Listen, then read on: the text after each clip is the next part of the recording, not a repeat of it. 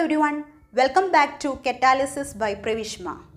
ഇന്ന് നമ്മൾ പഠിക്കുന്നത് ബോയിൽസ് ലോ ആണ്.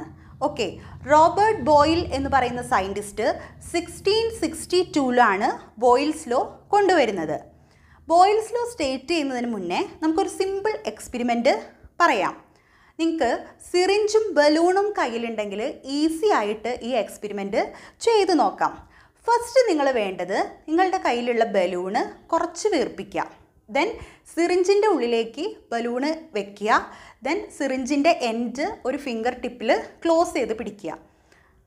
ദെൻ സിലിണ്ടറിൻ്റെ പിസ്റ്റണിലേക്ക് നമ്മളൊരു പ്രഷർ അപ്ലൈ ചെയ്യുക. അപ്പോൾ എന്താ സംഭവിക്കുന്നത് ബലൂണിൽ നിന്ന് നോക്കുക. അതേപോലെ ആ പ്രഷറിനെ നമ്മൾ റിലീസ് ചെയ്തിട്ട് ആ പിസ്റ്റൺ നമ്മൾ ബാക്കിലേക്ക് വലിക്കുമ്പോൾ ബലൂണിൽ എന്ത് മാറ്റമാണ് സംഭവിക്കുന്നത് എന്ന് നോക്കാം. നിങ്ങൾക്ക് കാണാൻ പറ്റും, നമ്മളൊരു എക്സ്റ്റേണൽ പ്രഷർ കൊടുക്കുന്ന സമയത്ത് ബലൂണിൻ്റെ സൈസ് കുറയുന്നതിനായിട്ട് നമുക്ക് പറയാം, ഒരു പ്രഷർ കൊടുക്കുമ്പോൾ ബലൂണിൻ്റെ വോളിയം ഡിക്രീസ് ചെയ്യുകയാണ് ചെയ്യുന്നത്. ദെൻ നമ്മൾ ആ പിസ്റ്റണിൻ്റെ മേലുള്ള പ്രഷർ റിമൂവ് ചെയ്യുമ്പോൾ അല്ലെങ്കിൽ പിസ്റ്റൺ ബാക്കിലേക്ക് വലിക്കുമ്പോൾ എന്താ സംഭവിക്കുന്നത്, ബലൂണിൻ്റെ വോളിയം ഇൻക്രീസ് ചെയ്യുന്നത് അല്ലെങ്കിൽ ബലൂൺ വീർത്ത് വരുന്നതായിട്ട് കാണാം. ഇത് തന്നെയാണ് ബോയിൽസ് ലോയിൽ പറയുന്നത്, പ്രഷറും വോളിയവും തമ്മിലുള്ള റിലേഷൻ. എന്താണ് പ്രഷറും വോളിയവും തമ്മിലുള്ള റിലേഷൻ? ഒന്ന് കൂടുമ്പോൾ മറ്റേത് കുറയും അല്ലേ. അപ്പോൾ പ്രഷർ നമ്മൾ കൂടുതൽ കൊടുത്തപ്പോൾ വോളിയം കുറഞ്ഞു, പ്രഷർ കുറഞ്ഞപ്പോൾ വോളിയം കൂടി. ഓക്കെ, നെക്സ്റ്റ് നമുക്കപ്പോൾ ബോയിൽസ് ലോ എന്താണെന്നുള്ളത് സ്റ്റേറ്റ് ചെയ്യാം. At constant temperature the pressure of a gas at fixed mass is inversely proportional to volume. അതായത് ഒരു കോൺസ്റ്റൻറ്റ് ടെമ്പറേച്ചറിൽ ഒരു ഫിക്സഡ് മാസ്സുള്ള ഗ്യാസിൻ്റെ വോളിയം എന്ന് പറയുന്നത് പ്രഷറുമായിട്ട് ഇൻവേഴ്സ്ലി പ്രൊപ്പോർഷണൽ ആണ്, അല്ലെങ്കിൽ നമുക്ക് തിരിച്ചും പറയാം. ഓക്കെ, ഇതാണ് ബോയിൽസ് ലോ പറയുന്നത്.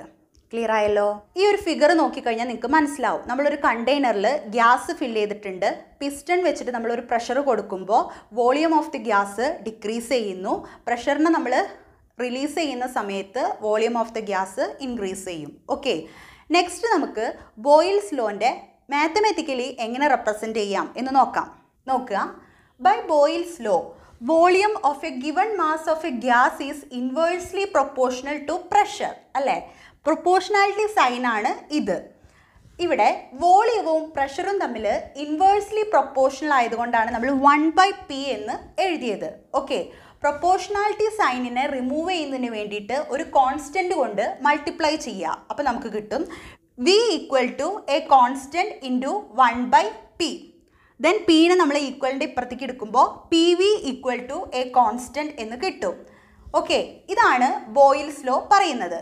നിങ്ങൾ ഒരു fixed mass of a gas ഒരു കോൺസ്റ്റൻറ്റ് ടെമ്പറേച്ചറിൽ അതിൻ്റെ പ്രഷർ P1 ആണെന്നും വോളിയം V1 ആണെന്നും എടുക്കുക.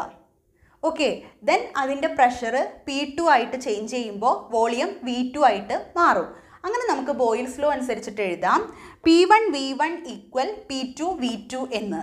ഓക്കെ, ഇതും ബോയിൽസ് ലോൻ്റെ ഒരു ഫോം തന്നെയാണ്. നെക്സ്റ്റ് നമുക്ക് നോക്കാനുള്ളത് ബോയിൽസ് ലോൻ്റെ ഗ്രാഫിക്കൽ റെപ്രസെൻറ്റേഷൻ ആണ്. നോക്കുക, ഫസ്റ്റത്തെ ഗ്രാഫിൽ നമ്മൾ എക്സ് ആക്സിസിൽ പ്രഷറും വൈ ആക്സിസിൽ 1/v ആണ് എടുത്തിരിക്കുന്നത്. അങ്ങനെ നമ്മളൊരു ഗ്രാഫ് വരയ്ക്കുമ്പോൾ നമുക്ക് കിട്ടുന്നത് ഒരു straight line passing through the origin ആയിരിക്കും. ഓക്കെ, ദെൻ എക്സ് ആക്സിസിൽ പ്രഷർ അല്ലെങ്കിൽ വോളിയവും വൈ ആക്സിസിൽ PVയും എടുക്കുകയാണെങ്കിൽ നമുക്ക് കിട്ടുന്നത് straight line parallel to X axis ആയിരിക്കും. ഓക്കെ, ദെൻ എക്സ് ആക്സിസിൽ പ്രഷറും വൈ ആക്സിസിൽ വോളിയവുമായിട്ട് നമ്മൾ വരയ്ക്കുമ്പോൾ നമുക്ക് കിട്ടുന്നത് ഒരു പരാബോള ആയിരിക്കും.